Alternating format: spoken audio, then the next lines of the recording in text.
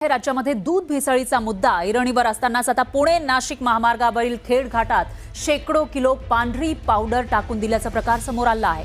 या पावडरमुळे परिसरात संभ्रमाचं वातावरण आहे, कारण एकीकडे कारवाई केली जाते त्याच्यामुळे याच भीतीने तरी ही पावडर टाकलेली नाहीये ना असा सवाल उपस्थित झालाय। पुणे नाशिक महामार्गावर खेड घाट परिसरामध्ये रस्त्याच्या कडेला मोठमोठ्या पोत्यांमधून पांढरी पावडर टाकून देण्यात आली। पोत्यांवर TALC असा उल्लेख दिसत असला तरी ही पावडर नेमकी कशाची आहे याची अधिकृत पुष्टी झालेली नाही। दरम्यान राज्यात दूध भेसळ प्रकरणावर अन्न आणि औषध प्रशासनाच्या धडक कारवाया सुरू आहेत, त्यामुळे ही पावडर दूध भेसळीसाठी वापरली जाणारी तर नव्हती ना अशी चर्चा स्थानिकांमध्ये आहे।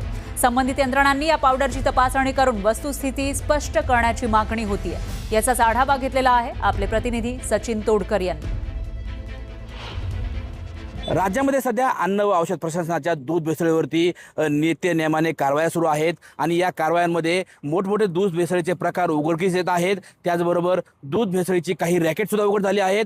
आता आपण उत्तर पुणे जिल्ह्यातील पुणे नाशिक महामार्गाच्या वर असणारा हा खेड घाट आहे आणि या खेड घाटामध्ये आपण या ठिकाणी पाहू शकताय कोणीतरी अज्ञात व्यक्तीने या ठिकाणी जी आहे ही पावडर जी आहे या पावडरच्या जे भोत आहेत, जे बॅगा आहेत, मोठ्या प्रमाणामध्ये या ठिकाणी ही सफेद रंगाची पावडर जी आहे ही या ठिकाणी टाकली आहे। खरं तर राज्यामध्ये दूध भेसळीचा प्रकार गाजत असताना त्यातच उत्तर पुणे जिल्ह्यातील मंचर हे जे आहे हे दूध भेसळीचं दूध भेसळ रॅकेटचं केंद्र ठरलं असताना आता मंचरपासून अगदी 10 किलोमीटर अंतरावरती हा जो खेड घाट आहे, पुणे नाशिक महामार्गावरील हा जो खेड घाट आहे, या खेड घाटामध्ये या ठिकाणी मोठ्या प्रमाणामध्ये ही पावडर जी आहे ही पावडर या पावडरच्या मोठ्या पॅकिंग या ठिकाणी फेकून देण्यात आल्या। दूध भेसळ प्रकरण असते आणि अगदी दुधामध्ये मिक्स करण्यासाठी जी वे प्रोटीन पावडर वापरली जाते त्याच प्रकारची ही संशयित पावडर आहे।